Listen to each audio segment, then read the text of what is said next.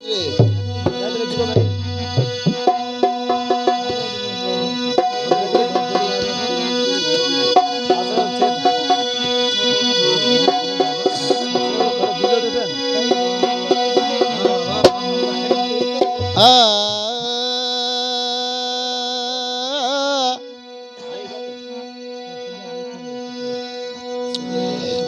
छिनी न छड़ छपरे छिनी छड़ना छपरे तो तडली छड़ना ही दे पसी वण पांजे वतन जा तू वड़की अची वे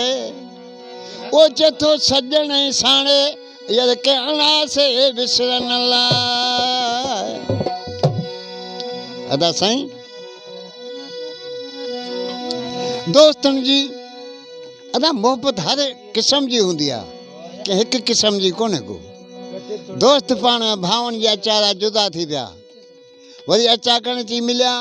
चिर मूं तो जे ला दुख ॾिठा तो मुंहिंजी दुख में हिकु बि सार न लधी चिर न तो जो मूं वटि माण्हू आयो न तो जी चिठी आई भला पखी अचा तॾहिं आऊं मां पहिरियों घोड़ो अचां मरण जे रब जो वसा चेथो खतड़ो तुझे हिनी हथन जो मुखे रब जो कसम कोन मिलियो न त पेरे उघाड़े अचा हाणे मरी पवां या बचा अज माण्हू को तो जड़ मुल्क जो ए मुखे रब जो कसम कोन मिलियो माण्हू को तो जड़ मुल्क जो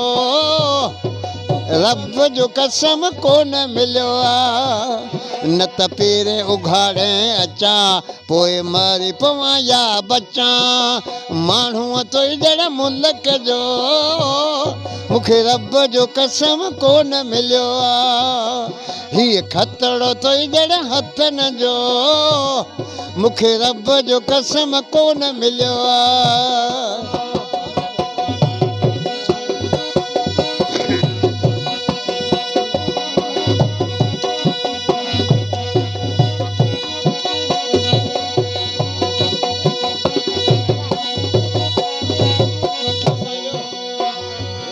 मुखे केड़ी खबर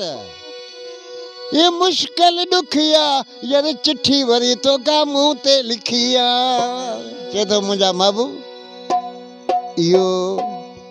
खतड़ो तुझे यार हथन जो यो खत तो जड़े हथन जो ए मुखे रब जो कसम कोन मिलियो माण्हू तुझे मुल्क जो मुखे रब जो कसम कोन मिलियो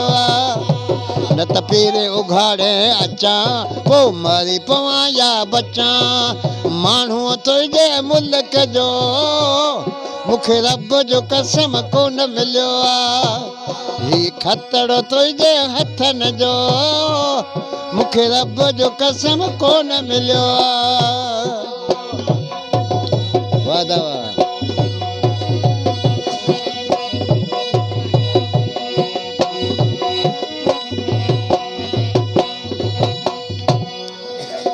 कामरेड सजावल खबर बुध भला कोई यार दोस्त तुझे दुखी मिना कमायो कड़ो तो दरे लिखियो एड़े यार खे हण जे बंदूक भरे जो टेम ते पाहो कंद करे ज्यादा इहो डोरा पो तो जे यार दुखन जो इहो डोरा पो तो जे यार दुखन जो ए मुखे रब जो कसम कोन मिलियो डोरा पोतो जे दुखन जो मुखे रब जो कसम कोन मिलियो न त पेरे उघाड़े अचा पो मरी पवां या बचा माण्हू तुझे मुल्क जो मुखे रब जो कसम कोन मिलियो हीअ खतड़ो तुझे हथन जो मुखे रब जो कसम कोन मिलियो वाह वाह वाह महिरबानी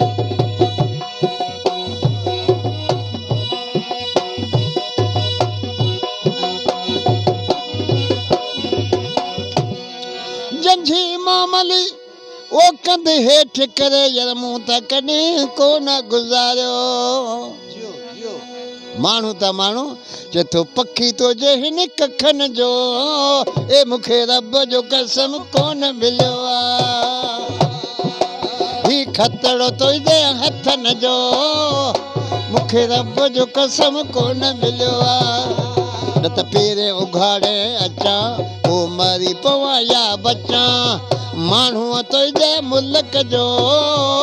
मूंखे रब जो कसम कोन मिलियो आहे ही खतड़ो तुंहिंजे हथनि जो मूंखे रब जो कसम कोन मिलियो